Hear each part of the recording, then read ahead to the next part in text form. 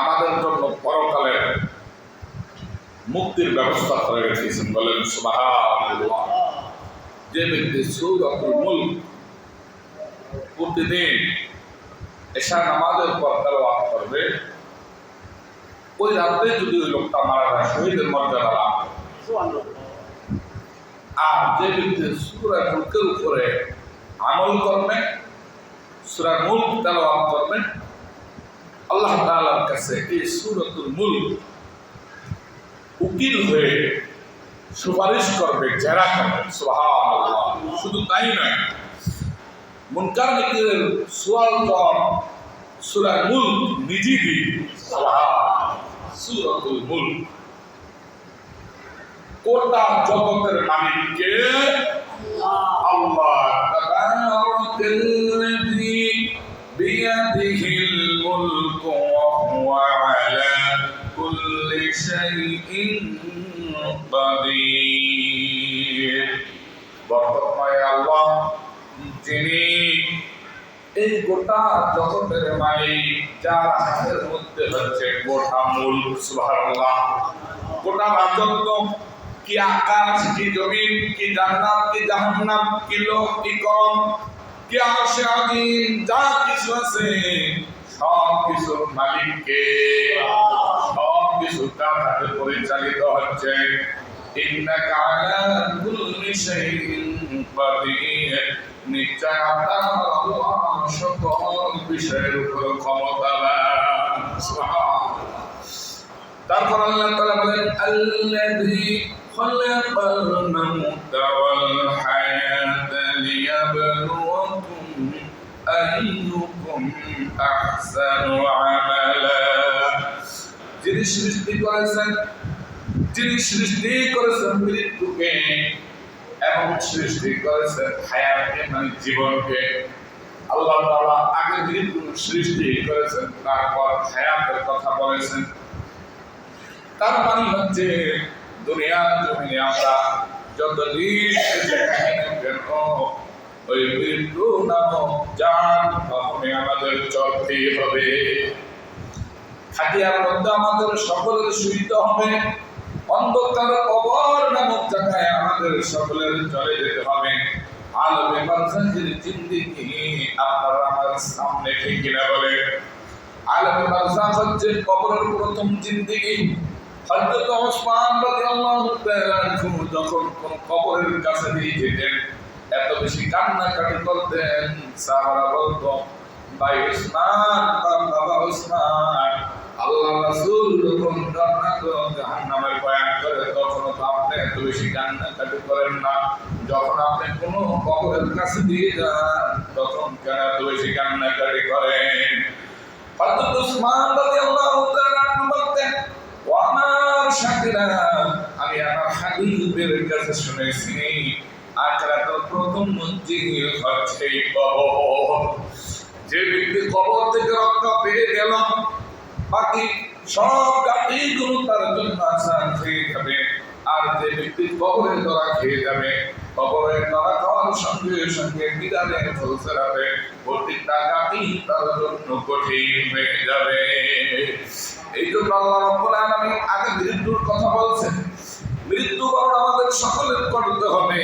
আল্লাহ তাআলা বলেছেন, আল্লাযী, যিনি খলাকা, সৃষ্টি করেছেন আল মাউত, মৃত্যুকে।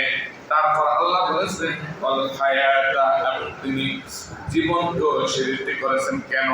লিয়াবলুয়াকুম, তোমাদের পরীক্ষার জন্য। সুবহানাল্লাহ। আইয়ুকুম আহসানু আমালা, তোমাদের মধ্যে কে তোমাদের মধ্যে কর্মের দিক দিয়ে, আমলের দিক দিয়ে অতি উত্তম। আল্লাহ রাব্বুল আলামিন এই পরীক্ষার জন্য মৃত্যু এবং জীবন, এই দুইটা জিনিস তৈরি করেছে। এই জন্য বিশ্ব নবী বলেছেন, তুহফাতুল মুমিনিল মাউত, মৃত্যু হচ্ছে ইমানদারের জন্য উপহার স্বরূপ, মুমিনের জন্য উপহার স্বরূপ। বলেন সুবহানাল্লাহ। এপারে দুনিয়া ওপারে জান্নাত। সুবহানাল্লাহ। মৃত্যু হচ্ছে একটি সেতুর মতো, যেমন আপনি আপনার গন্তব্যস্থানে পৌঁছার জন্য ওই সেতু পার হইতে হবে। আপনি আপনার বাড়িতে গেলেন, এপারে হচ্ছে বাজার, ওপারে আপনার বাড়ি। আপনি সেতু করে আপনার বাড়িতে গেলেন, তো এটা হচ্ছে দুনিয়া। এই দুনিয়াটা হচ্ছে বাজারের মতো, আর আপনার আমার আসল বাড়ি হচ্ছে অন্ধকার কবর। ওই সেতু নামকটাকে আপনার আমার মাঝখানে, এই সেতু পানিটি অন্ধকার কবর দেশে আপনাকে আমাকে চলে যেতে হবে। এই জন্য বিশ্বনবী বলেছেন তুহফাতুল মুমিনিল মাউত, মৃত্যু হচ্ছে মুমিনের জন্য উপহার স্বরূপ। আল্লাহ নবী আরো বলেছেন আকসিরু যিকরা মিল্লাতিল মাউত, তোমরা অধিক পরিমাণে মৃত্যুকে স্মরণ করো, কেননা মৃত্যু দুনিয়ার স্বাদকে মিটাইয়া দেয়। একটু যদি চক্ষু বন্ধ করি, আজকে আছি সর্বোচ্চ 50 বছর, 100 বছর, এর মধ্যে একজন লোক এখানে থাকবে না, ঠিক কিনা বলেন?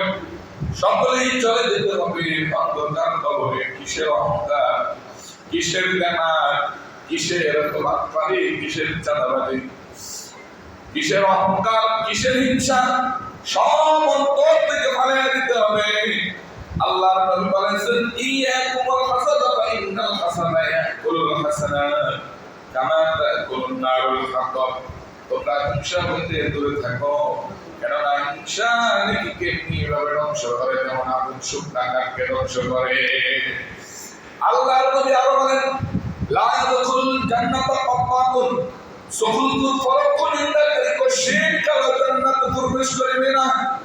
নবী আরো বলেছেন আল মুসলিমু মান সালিমাল মুসলিমুনা মিন লিসানিহি ওয়া ইয়াদিহি, খাঁটি মুসলমান ওই ব্যক্তি যার হাত ও মুখ হইতে অপর মুসলমান নিরাপদে থাকে। তিনটা হাদিসের সাথে একটু মিলান, আপনার আমার জীবন, আপনার আমার জিন্দেগি এই হাদিস অনুযায়ী পরিচালিত হচ্ছে কিনা একটু মিলিয়ে নেন। হিংসা আমাদের অন্তর আছে কিনা, যদি থাকে দূর করে ফেলুন। এরপরে যদি আমাদের মধ্যে সকলপুরের ভাব থাকে এটা দূর করে দেন, কারণ বিশ্বনবী বলেছেন লা ইয়াদখুলুল জান্নাতা কাফফাতুন, সকলপুর এবং পরোক্ষ নিন্দাকারী, পরকে যারা নিন্দা করে এই দুই ব্যক্তি কশিক কালো জান্নাতে যাবে না। কত কঠিন কথা বলছে। আল মুসলিমু মান সালিমাল মুসলিমুনা মিন লিসানিহি ওয়া ইয়াদিহি, খাঁটি মুসলমান ওই ব্যক্তি যার হাত ও মুখ হইতে অপর মুসলমান নিরাপদে থাকে।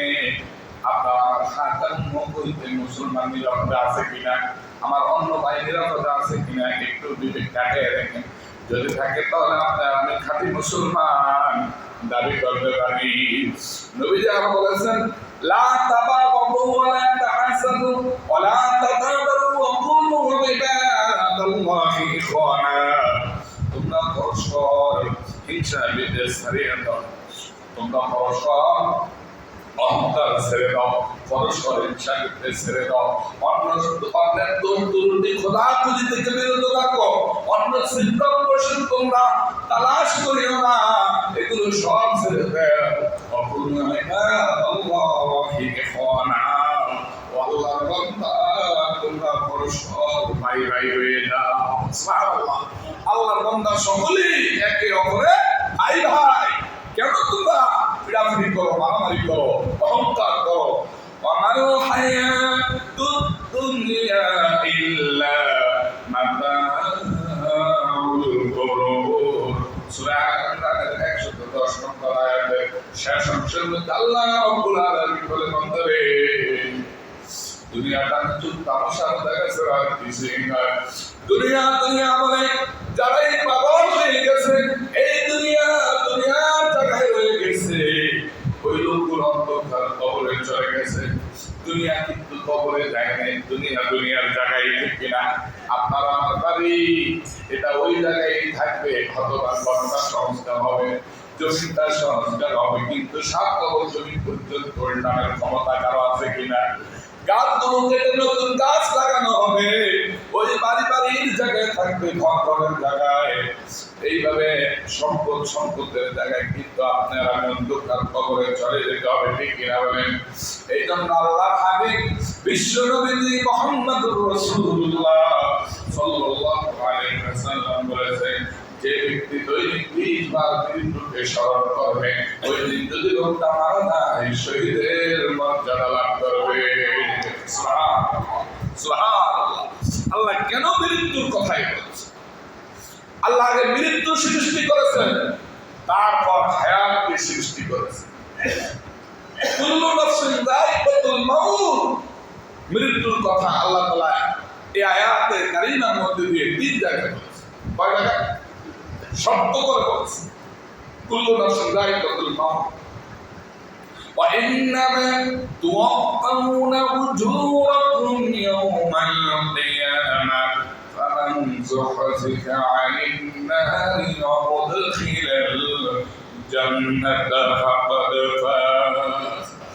আমার আল্লাহ ডাক দিয়ে বলেন, ও দুনিয়ার মানুষ, ও দুনিয়ার মানুষ, দুনিয়ার যত প্রাণী আছে সকলে একদিন না একদিন মৃত্যুর স্বাদ গ্রহণ করতে হবে, মৃত্যু গ্রহণ করতে হবে।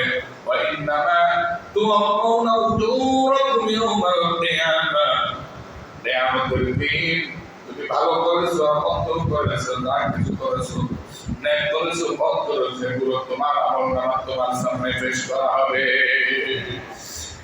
ওই দিন ফামান যুহজিহা আনিন নারি ওয়া উদখিলাল জান্নাতা ফাকাদ ফাজ। ওই দিন তো সফল কাম ওই সমস্ত লোকগুলো হবে যারা জাহান্নাম থেকে মুক্তি পেল আর জান্নাতের ওয়ারিস হয়ে গেল। সুবহানাল্লাহ। জাহান্নাম থেকে মুক্তি পেয়ে জান্নাতের মালিক হয়ে গেল। আমার আল্লাহ ডাক দিয়ে বলেন, ফাকাদ ফাজ, অতএব সেই ব্যক্তি হবে সেদিন সফল কাম।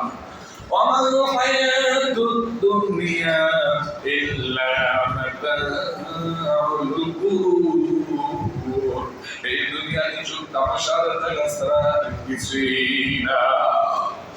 কবি আল্লামা ইকবাল কি সুন্দর করে বলেছেন, মা মাতাউদ দুনিয়া আহলামুন ওয়া মা বাকিয়া মিনহা আমানি ওয়াল ওয়াক্তু বাইনাহুমা কায়ুন।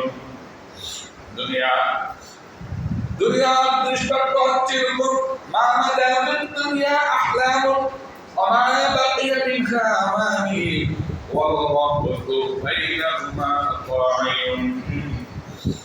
দুনিয়াতে অংশ পেয়ে রেখে এসেছি, তা আজ আমাদের কাছে স্বপ্নের মতো। সামনে যা কিছু করবো, ঘর বাড়ি, অর্থ সংকট, টাকা পয়সা, রাজনীতি, অর্থনীতি, বাণিজ্য নীতি, সমাজনীতি, যত নীতিরীতি আছে এগুলো হচ্ছে আকাঙ্ক্ষা। আশার আকাঙ্ক্ষার মাঝখান থেকে আপনার আমার সময় এগুলো সব বিদায় নিয়ে চলে যাচ্ছে।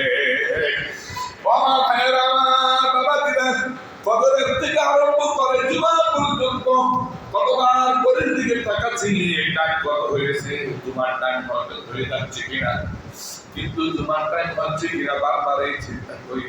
কিন্তু প্রতিটা সেকেন্ডে যা আপনার আমার থেকে হায়াত গুলো চলে যাচ্ছে, আপনার আমার থেকে জীবনের অংশগুলো কেটে যাচ্ছে, এই চিন্তাটা একবার আমরা করি না, ঠিক কিনা? এরপর করে বলা নাই আসহাবিদ দুনিয়া ইয়াকুম মিসলাহা বিহিম ওয়াল মাউ খালাতুহু ফুরুদিল আসাবিঈ। দুনিয়ার অবস্থা হচ্ছে এরকম, কোন লোক যদি 2 হাতের মুঠার মধ্যে বাতাস আটকিয়ে নেয়, অথবা 2 হাতের মুঠার মধ্যে যদি পানি নেয়, তার আঙ্গুলের পাট তার সাথে আমাদের খেয়ানত করবে, আঙ্গুল খুলে দেখবে, হাতের মুঠো খুলে দেখবে, কোন পানিও হাতের মধ্যে নেই, ঠিক কিনা বলেন? তো যে ব্যক্তি দুনিয়া বলে পাগল হয়ে গেছে, এই দুনিয়ার জায়গায় থেকে যাবে, কিন্তু দুনিয়া ফাঁকি দিয়ে ওই লোকটা অন্ধকার কবরে পাঠিয়ে দিবে।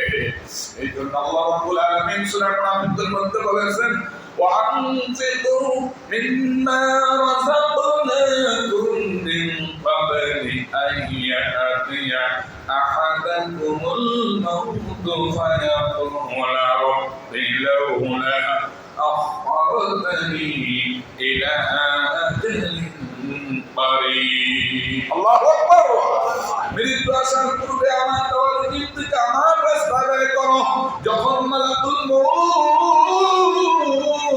আজরাইল তোমার শিহরে লাব্বাইক বলে হাজির হয়ে যাবে তার ভয়ানক আকৃতি দেখে চোখগুলো নীলবর্ণ হয়ে যাবে আশেপাশে দাঁড়াচ্ছেন তিনি মুখের উপর দিকে ছেড়ে দিয়ে একদল ডাক দিয়ে বলবে ও মালিক একটু সময় দাও একটু সময় দাও এতদিন বুঝি নাই এখন বলতে পেরেছি সব ছেড়ে দিয়ে অন্ধকার কবরে চলে যাচ্ছে কলিজার পুত্র সন্তান না কে যার মুখের মধ্যে লক্ষ্য উঠে দিয়েছি কলিজার দুঃখ বাবা মা স্ত্রী পরিবার করে ভাই এমনকি তাই শরীরের প্রত্যেকটা লোম ঝরানো সম্পদ সব কিছু রেখে অন্ধকার কবর দেশে বুঝে আমি চলে যাচ্ছি আমাকে একটু অবকাশ দাও অবকাশ দিলে কি করবা জবাবে বলবে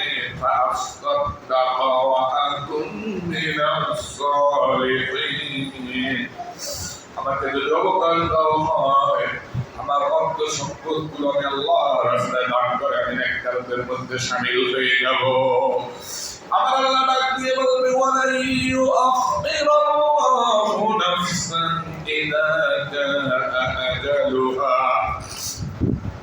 আল্লাহু খাবীরুম বিমা তা'মালুন দুনিয়াতে বহু অবকাশ দিয়েছি সময় দিয়েছি কোরআন দেখেছো আমার রাসূলের হাদিস পড়েছো এই কথাগুলো শুনেছো কিন্তু সেদিনের উপর আমল করো নাই আর এক সেকেন্ড সময় তোমাকে দেওয়া হবে না ওরে মালাকুল মউত তুই জান কবজ কর ঠিক দুটাই মালাকুল মউত জান কবজ করে রূহটা নিয়ে যাবে আমার ভাইরা আমার বাবা দিলেন শুধু তাই নয় আল্লাহ রাব্বুল আলামিন সূরাতুল বাকারা 254 নম্বর আয়াতের মধ্যে বলেছেন ইয়া আইয়ুহাল্লাযীনা আমানু আনফিকু মিম্মা রাযাকনাকুম মিন ক্বাবলি আন ইয়াতিয়া ইয়াওমুন লা বাই'উন ফীহি ওয়ালা খুল্লাতুন ওয়ালা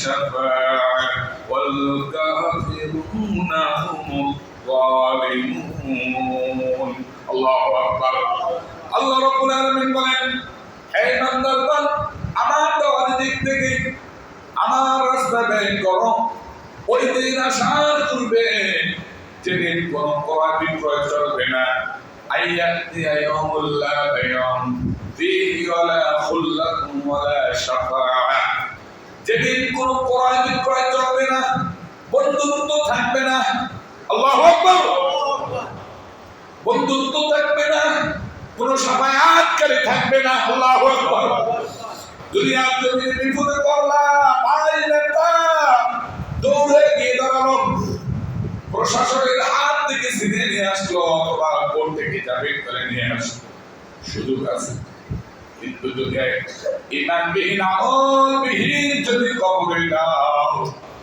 আর ওই কবরে দেওয়ার পর যদি জাহান্নামের অধিবাসী হয়ে যাও ওখান থেকে ছিনে আনার মতো একমাত্র পাওয়ার সেদিন আল্লাহ রাব্বুল আলামিন দিবে বিশ্বনবী মুহাম্মদুর রাসূলুল্লাহ সাল্লাল্লাহু আলাইহি ওয়াসাল্লামকে সূরাতুল বাকারা 255 নম্বর আয়াতুল কুরসি এই আয়াতুল কুরসির মধ্যে আল্লাহ রাব্বুল আলামিন বলেছেন মান যাল্লাযী ইয়াশফা'ু ইনদাহু ইল্লা বিইذনি কে আছে এমন যে তোমার আল্লাহর বিনা অনুমতিতে সেদিন শাফায়াত করবে আয়াতের ব্যাখ্যায় হাফেজ আল্লামা ইবনে কাসির লিখেছেন মুসান্নাফ ইবনে আবি শাইবার মধ্যে এসেছে মুকাদ্দিম ইবনে সুলাইমানের মধ্যে এসেছে সেদিন বিশ্ব নবীজি মুহাম্মদুর রাসূলুল্লাহ সাল্লাল্লাহু আলাইহি ওয়াসাল্লামকে আল্লাহ রাব্বুল আলামিন শাফায়াতের পারমিশন দিবে বিশ্ব নবী মুহাম্মদুর রাসূলুল্লাহ সাল্লাল্লাহু আলাইহি ওয়াসাল্লাম একটা দরবারে পুলসিরাতের গোড়ায় যে পুলসিরাত হচ্ছে চুলের চাইতে অধিক চিকন, ফুলের চাইতে ধার, লম্বা হলো ৩০,০০০, তার নিচ দিয়ে হবে জাহান্নাম। সাপগুলো হা করে থাকবে, কখন জাহান্নামীরা পড়বে তাদেরকে গিলে খাবে। দাও দাও করে আগুন জ্বলতে থাকবে, অন্ধকার গুড়গুড়ে অন্ধকার। আল্লাহ রাব্বুল আলামিন বলেন মাসালুহুম কামাসালিল্লাযী ইসতাওকাদা নারা ফালাম্মা আদাআত মা হাওলাহু যাহাবাল্লাহু বিনূরিহিম আতারাকাহুম في ظلمات لا يبصرون। কাফেরদের ফোমা হচ্ছে তারা আলো জ্বালায়, চতুর্দিক দিয়ে যখন আলো জ্বালানো, হঠাৎ করে তখন আল্লাহ তাআলার নূর আল্লাহ তাআলা যখন নিয়ে গেল, তখন আতারাকাহুম ফি যুলুমাতিল লা ইবসিরুন, তার অন্ধকারের মধ্যে পড়ে থাকবে, চোখে আর কিছু দেখবে না। এই আয়াতের ব্যাখ্যায় লেখে যার যে পরিমাণ আমল ওই অনুযায়ী তাকে সেদিন নূর দেওয়া হবে। ওই ফুলসিরাতের রাস্তা সবাই পার হতে হবে, ওই ফুলসিরাতের রাস্তা সবাই পার হতে হবে। যার যে পরিমাণ আমল ওই পরিমাণ নূর দেওয়া হবে। কারো পুরো শরীরের ভিতরে নূর নূর শুধু নূর জ্বলতে থাকবে, কারো সিনা উন্তি উজুহিহিম মিন আথারিস সুজুদ, সিজদার জায়গাটা টর্চ লাইটের মতো আলোকিত হয়ে যাবে। আল্লাহু আকবার। সিজদার জায়গাগুলো উজুর জায়গাগুলো দিয়ে নূর প্রবাহিত হতে থাকবে। আবার কারো শরীরের ভিতরে যদি পোকার মতো টিউ টিউ করে জ্বলতে থাকবে। হাদিসের মধ্যে এসেছে যার নূর যে পরিমাণ সে ওই পরিমাণ যেতে পারবে। আমার মাঝখানে চলে গেল, আলো আর নাই। অবস্থাটা কেমন হবে? গাড়ি নিয়ে যাইলাম, তেল ভরলাম, কিন্তু 1 লিটার তেল ভরলাম, রওনা করলাম, সর্বশেষ যাওয়া যাবে কিনা? প্রতিমধ্যে বন্ধ হয়ে গেছে, করার উপায় আছে? এখন তেল কিনতে হবে, বন্ধ হবে, তারপরে যেতে হবে। নূরটা এরকম। ওই দিন যখন ফুলসিরাতের রাস্তা দিয়ে এপারে হচ্ছে হিসাব নিকাশের টাকা, ওপারে হচ্ছে জান্নাত। আল্লাহু আকবার। একদল লোককে আল্লাহ বিনা হিসাবে জান্নাত দিবে। ইয়াদখুলুল জান্নাতা মিনহুম সাবউনা আলফান বিগাইরি হিসাব।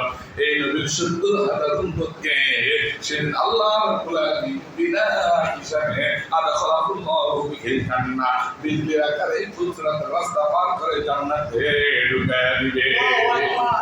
ওই ৭০,০০০ লোক হাশরের ময়দানে আল্লাহ রাব্বুল আলামিন যখন আহকামুল হাকিমিন তার কুরসির মধ্যে যখন বিচার কার্য সম্পন্ন করার জন্য যখন বলবে, আল্লাহ তাআলা তার কুরসির মধ্যে বলবে, তার ডান পাশে মাকামে মাহমুদ থাকবে, স্বর্ণের চারের মধ্যে আপনার আমার নবী বিশ্ব নবী মুহাম্মদুর রাসূলুল্লাহ সাল্লাল্লাহু আলাইহি ওয়াসাল্লাম সেদিন সভাপতির দায়িত্ব পালন করবে। আল্লাহু আকবার। তার সামনে ৭০,০০০ স্বর্ণের চেয়ার থাকবে। এই ৭০,০০০ স্বর্ণের চেয়ারের মধ্যে এই নবীর আলেম উম্মত যারা এই দিন প্রচার করার জন্য নিজের জীবনটাকে গুজরাট করে দিয়েছে, রাত আর দিনকে, রাতকে রাত বলে নাই, দিনকে দিন বলে নাই। ও বাবা, একটি আয়াতের মাত্র ওয়াল হায়াত আল্লাযী খালাকাল মাউত, এখনো মাউতের উপর আলোচনা চলতেছে।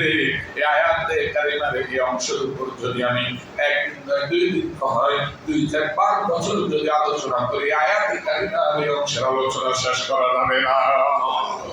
আল্লাহ কেন মাউত আগে সৃষ্টি করেছে, সুতরাং এগুলো নিয়ে রিসার্চ করতে হয়, এগুলো নিয়ে পড়ালেখা করতে হয়। রাত্রে রাত, দিন দিন, এবং মাত্রায় রাতের ভিতরে দেখা যাচ্ছে 25 দিন, 20 দিন, 18 দিন, 15 দিন ঘুম যাইতে পারি না, ফজর করে ঘুমাইতে হয়। এই জন্য তখন আপনি কষ্ট করবেন, ইমানের নূর বাড়তে থাকবে।